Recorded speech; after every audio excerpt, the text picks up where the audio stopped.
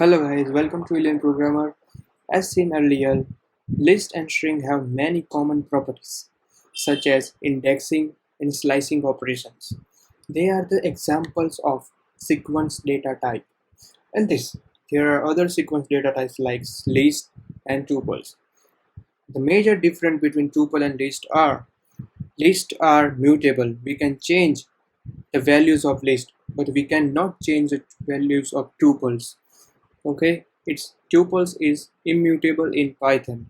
If you don't see my previous video about list, then go to the previous section, and I also give the link in the description too. So let's start with tuples. Tuples is created like this is the variable of taste, and tuples is created in parentheses.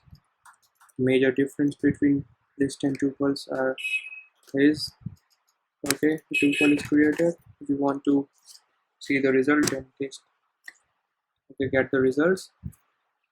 We cannot do any remove or append or anything in this because tuples are immutable.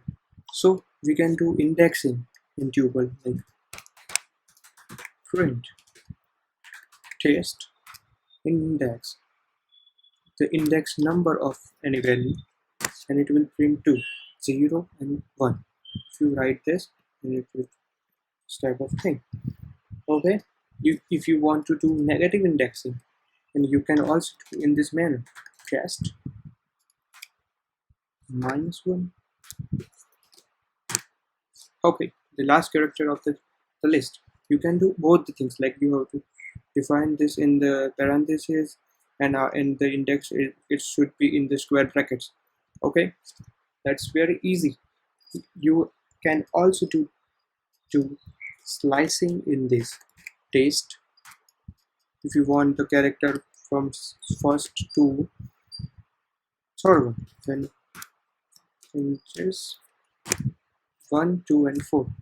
Okay, then if you want to know about the maximum number in your tuple, okay, then simply write